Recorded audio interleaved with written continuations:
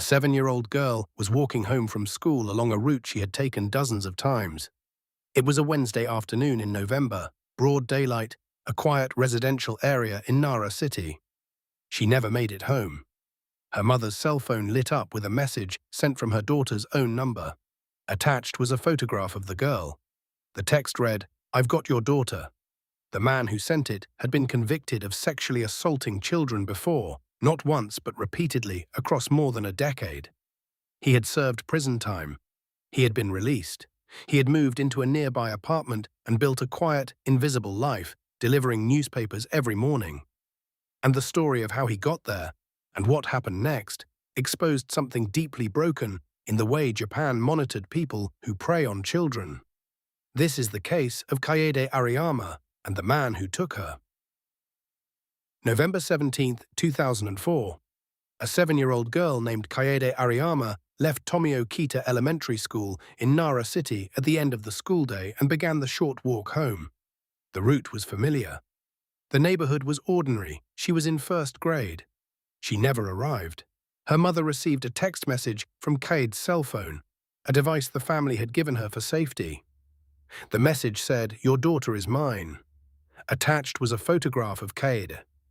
The family contacted police immediately. Within hours, detectives were treating it as a kidnapping motivated by indecent intent. Then a second message came from the phone. This one threatened the family's younger daughter. The search for Kaede continued for over a month. On December 18, 2004, more than 30 days after she disappeared, her body was found in a drainage ditch in Higuri-cho, a rural town in Ikoma County, wrapped and concealed. She was 7 years old. The autopsy established the cause of death as drowning. Critically, the water found in her lungs was tap water, clean, not dirty groundwater, which told investigators exactly what had happened. She had been drowned indoors in a sink or bathtub. She had not died outside. She had been killed somewhere enclosed, somewhere private, and then her body had been driven out and dumped.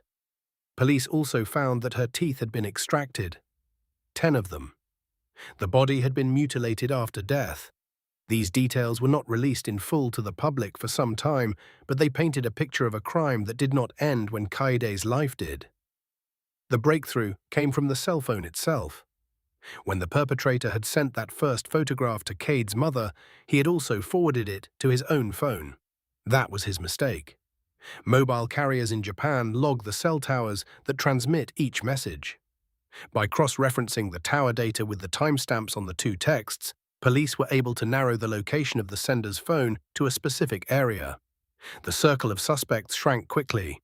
On December 30, 2004, the last day of the year, police searched the apartment of a 35-year-old man named Kaoru Kobayashi in the town of Sango-cho, Ikoma County, just northwest of Nara City. Inside, they found Kaede's cell phone, her school bag, and her jacket. Kobayashi admitted immediately to the kidnapping. He was arrested on the spot. He was rearrested on January 19, 2005, on the full charges: indecent kidnapping, sexual assault resulting in death, murder and destruction, and abandonment of a corpse. The picture that emerged from the investigation was this. On November 17, Kobayashi had spotted Kaede walking home and abducted her near the West Side police station in the Tomio district. He took her to his apartment, where he sexually assaulted her and then drowned her in his bathtub. Afterward, he mutilated the body. He sent the threatening messages to the family while the girl was either in his custody or already dead. The precise timing remains a matter of the court record, but detectives concluded she was killed at his residence. The apartment was approximately 10 kilometers from the school she had left that afternoon. One detail became widely reported and has stayed in public memory since. When police came to arrest Kobayashi that December morning, he had just finished his shift as a newspaper deliveryman.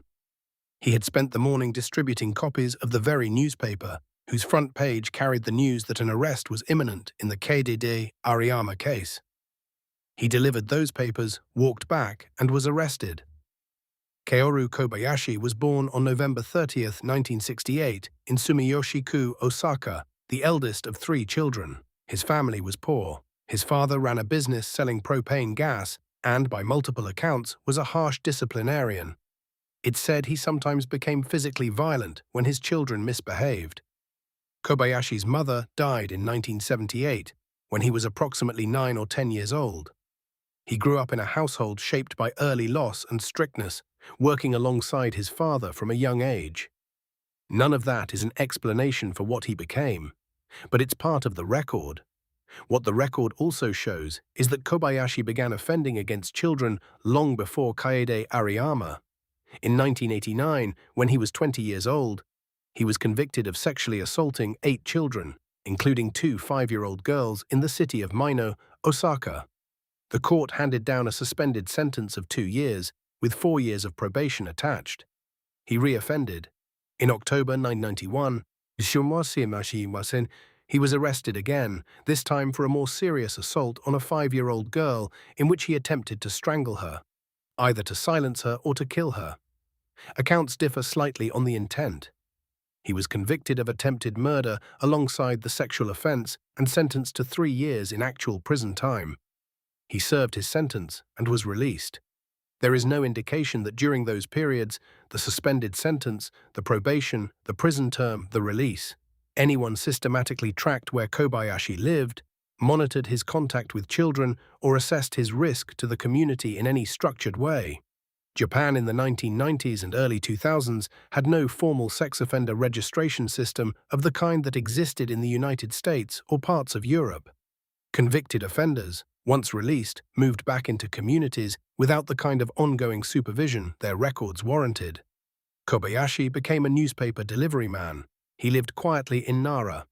He was in close daily contact with the routines of ordinary families. He knew which houses had children when they left for school, what the neighborhood looked like in the early morning hours.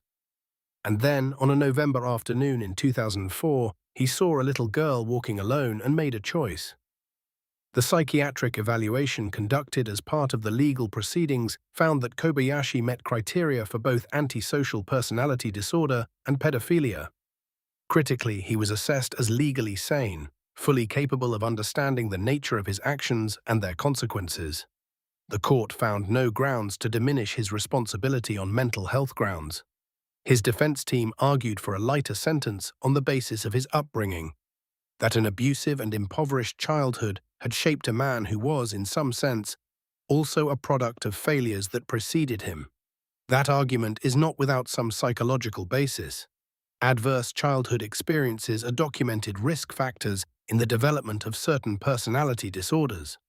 But the court was unmoved, and in truth, the argument also cannot carry the full weight of what happened to Kaede Ariyama. What stands out in the clinical picture, and I want to be clear, this is interpretive, not a diagnosis, is the pattern of escalation over 15 years. His first known offenses in 1989 were serious, but they did not result in a death. His 1991 offense came close. By 2004, the crime crossed a threshold it had never crossed before. This is not unusual in cases of predatory offending against children. Each time Kobayashi reoffended and faced a consequence, the consequence was limited. Suspended sentence, probation. A few years in prison. Each time, he returned to the community and apparently began again. Whether he received any meaningful intervention during those periods, therapy, treatment, structured monitoring, is not clearly documented in publicly available records. One Japanese language source refers to a poem Kobayashi wrote as a child in elementary school, a piece of writing that, when examined later, was said to reflect something of his inner disturbance at that age. Whether that detail tells us much is uncertain. Children write dark things. Not all of them grow up to harm anyone. What is not uncertain is the pattern of choices Kobayashi made over more than 15 years as an adult. Each one freely taken, each one causing harm to a child, the last one ending a life. His psychiatrist is reported to have said that Kobayashi might have been, at some level, gnawed by a sense of guilt. That is one of the more difficult details in this case, not because it explains anything, but because it raises a question. If guilt was present in some form, it was never enough. Guilt without change is not meaningful in any way that matters to Kaede Ariyama's family. In September 2006, the Nara District Court sentenced Kaoru Kobayashi to death. He had pleaded guilty to all 8 counts against him. Presiding Judge Tetsuya Okuda stated, "There are no extenuating circumstances." When asked if he had anything to say about the sentence, Kobayashi reportedly told the court he wanted to be executed quickly. He did not appeal. He withdrew any challenge to the verdict, and the death sentence became final. On February 21, 2013, Kobayashi was executed by hanging at Osaka Detention House. He was 44 years old. He was one of 3 inmates executed on the same day, something that is itself rare in Japan, where executions are typically carried out 1 or 2 at a time with no advance notice, not even to the condemned. The case changed things in Japan, and not in a small way. Academic research on Japanese criminal justice policy explicitly cites the 2004 Nara case as a turning point in how the country approached sex offender management. In the years that followed, Japan developed new treatment programs for sex offenders both in prison and on probation. It also began building a system to track the residences of convicted sex offenders after release, something that had not existed before. Whether those reforms have been implemented consistently and whether they are sufficient remains a matter of ongoing debate. For Kaede's family, no legal reform and no execution closes what was opened on November 17, 2004. 20 years after the crime, her father made public a collection of handwritten notes, a document of his grief written over 2 decades. He released it not as closure, but as testimony, to let the world know that the loss of a 7-year-old girl does not have a statute of limitations, that the family's pain is still present, still alive, still unresolved, even after the man responsible is gone. And that's the thing about cases like this one. The sentence ends, the execution happens. The system notes it, marks it, moves on. The laws get revised, and the family, Kaede's parents, her younger sister, the people who loved her, they don't move on. They carry it forward, year by year, because that's the only choice they have. Kaede Ariyama was 7 years old. She was a first grader. She had a younger sister. She was walking home from school. She deserved to get there. Thanks for watching. If this story matters to you, subscribe, because understanding why these cases happen and what breaks down to allow them is the only serious way to talk about preventing the next one.